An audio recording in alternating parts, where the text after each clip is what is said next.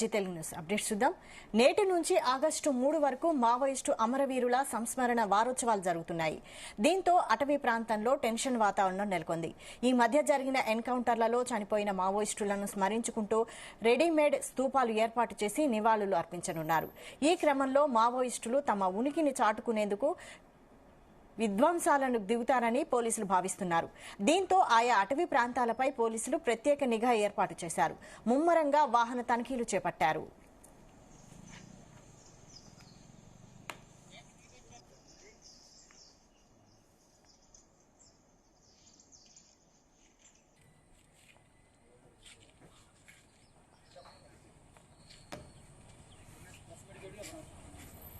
ఇదే అంశంపై మరిన్ని డీటెయిల్స్ మా ప్రతినిధి శ్రీకాంత్ అందిస్తారు. శ్రీకాంత్.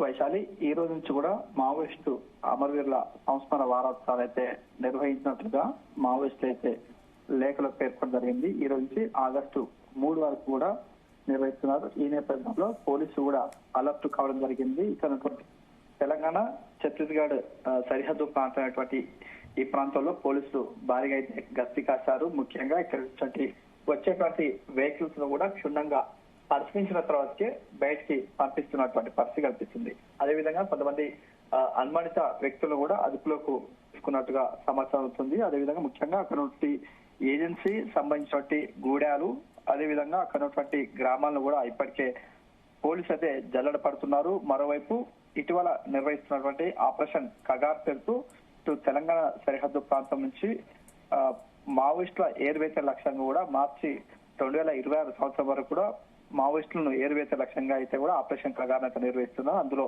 ప్రధానంగా మావోయిస్టులను కూడా లొంగిపోవాలి అంటూ కూడా ఒకవైపు ప్రభుత్వం చెప్తుంది. మరోవైపు ఆపరేషన్ కగార్ నేపథ్యంలో కూడా మావోయిస్టులు కూడా హతమారుస్తూ వస్తుంది. ఈ క్రమంలో వారి అమరవీరులను స్మరించుకుంటూ కూడా ఈ నేటి నుంచి ఆగస్టు 3 వరకు కూడా అమరవీరుల వారోత్సవాలు నిర్వహిస్తున్నారు.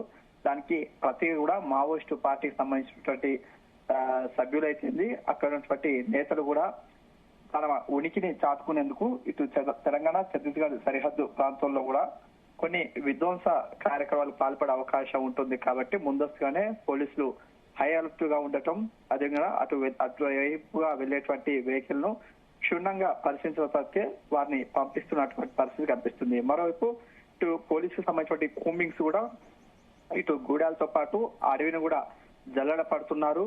ముఖ్యంగా అక్కడ మాజీ మావోయిస్టులు ఉన్నటువంటి వారిని కూడా విచారణ అయితే కొనసాగిస్తుంది. అదేవిధంగా ఇటీవల జరుగుతున్నటువంటి కొన్ని పరిణామాలు చోటు చేసుకున్నటువంటి కొన్ని ఘటనల నేపథ్యంలో వాటి నుంచి జరిగేటువంటి పరిణామాలు కూడా వారి నుంచి తెలుసుకున్నటువంటి పరిస్థితి కనిపిస్తుంది. దీనికి సంబంధించినటువంటి స్థానికంగా ఉన్నటువంటి వాజేడు, వెంకటాపూరు, ఏటూరు నాగారం, మంగపేట ప్రధానంగా ఇటు గోదావరి సరిహద్దు ప్రాంతం ఉంటుంది. కాబట్టి ఎక్కువగా మావోయిస్టు పార్టీకి సంబంధించిన నేతలు అక్కడ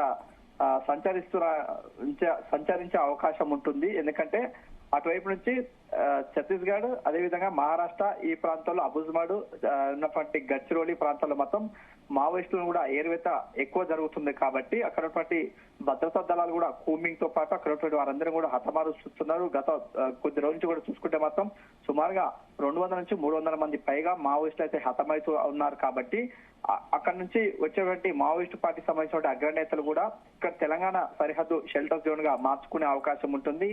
ఎందుకంటే ఇక్కడ తెలంగాణలో మాత్రం ఎక్కువ సంబంధించినటువంటి భద్రతా బలగాలు తక్కువ ఉండటం, అదేవిధంగా గోదావరి పరివాహక ప్రాంతం కాబట్టి అక్కడ ఉన్నటువంటి ఈ ప్రాంతంలో అడవులు కూడా ఇప్పుడు చిక్కగా మారడంతో తప్పించుకునేందుకు సులువుగా ఉంటుందనే నేపథ్యంలో మావోయిస్ట్ పార్టీ సంబంధించిన అగ్రనేతలు కూడా ఇటు తెలంగాణ వైపుగా వచ్చే అవకాశం ఉంటుంది. అదేవిధంగా తమ ఉనికిని చాటుకునేందుకు రహదారుల వెంట కూడా ప్రెషర్ బాంబ్స్, అదేవిధంగా ల్యాండ్ మైన్స్ ఏర్పాటు చేసే అవకాశం ఉంటుంది. విధ్వంస కాండకైతే పాల్పడే అవకాశం ఉంటుంది. కాబట్టి ఈ నేపథ్యంలో పోలీసులు భద్రతా దళాలు కూడా కూంబింగ్ చేస్తూ వస్తున్నాయి. మరోవైపు మావోయిస్టులు కూడా తమ ఉనికి చాటుకోవాలని చెప్పి కొన్ని ప్రాంతాల్లో అక్కడ నుంచి గూడాలను ఎంచుకొని ఆ ప్రాంతంలో ఉన్నటువంటి స్తూపాలను ఏర్పాటు చేసి అక్కడ ఉన్నటువంటి అమరవీరులకు నివాళులు అర్పించాలని చెప్పి ఓవైపు మావోయిస్టులు ఉంటున్నారు. కాబట్టి ఈ నేపథ్యంలో పోలీసులు అలర్ట్ కావడం, వాళ్ళందరూ కూడా ప్రతిదీ కూడా క్షుణ్ణంగా పరిశీలిస్తున్న పరిస్థితి అనిపిస్తుంది. Vaishali. Right, thank you Srikanth.